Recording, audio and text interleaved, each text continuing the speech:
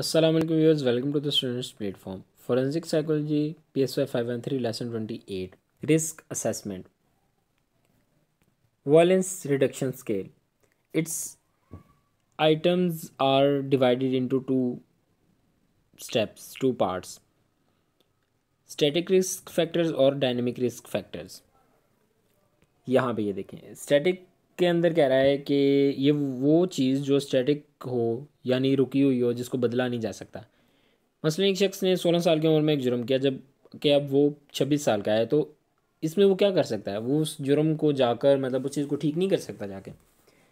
और दूसरा जो है डायनेमिक, उसके अंदर कह रहा है कि एक बंदा जो है वो हीरोइन पी रहा है और वो इसे छोड़ने का इरादा करता है और इसे छोड़ देता है. जब वो ड्रग यूज़र था तो वो क्राइम भी करता था, बहुत से रिस्क फैक्टर्स थे इसमें.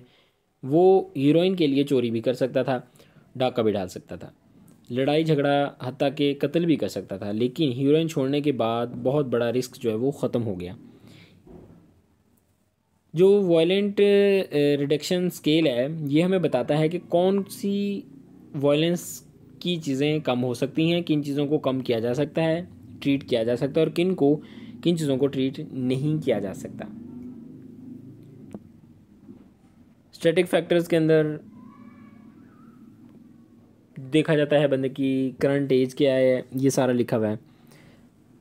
करंट एज के अंदर देखा जाता है 30 से बिलो है, 30 से 39 के दरमियान है, 40 से 44 के दरमियान है, या 45 या 45 से अबव है.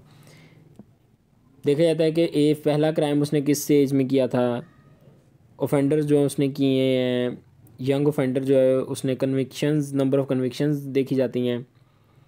उसके अलावा लाइफ स्पैन, पूरी लाइफ स्पैन के अंदर उसने जो वायलेंस की होती हैं उनको देखा जाता है.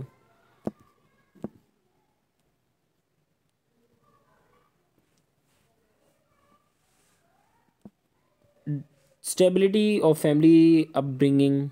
If person is brought up with good parenting, अगर उसको अच्छी पेरेंटिंग मिली तो ज़ीरो स्कोर दिया जाता है. अगर जो उसी लिहाज से अगर पेरेंटिंग बुरी होती जाती है तो स्कोर जो है बढ़ता जाता है.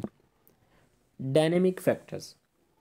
Violent life styles, criminal personality, attitude, ये सारी चीज़ें जो डायनेमिक फैक्टर्स के अंदर शामिल हैं.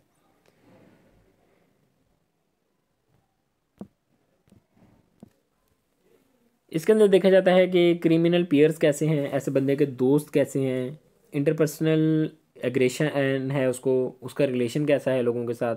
अगर उस बंदे को सेल में जाकर बंद किया जाता है तो वो क्या करता है, लोगों से लड़ाई झगड़ा करता है दूसरों से, या पुरसुकून रहता है, काम रहता है.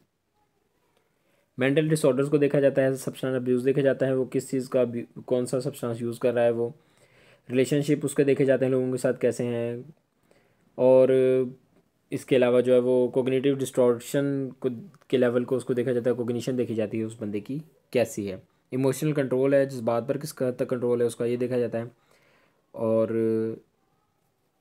ये था व्यूअर्स हमारा lesson 28. I hope I made it clear. मिलते हैं जल्दी नेक्स्ट लेसन में. Till then take care. अल्लाह हाफिज़.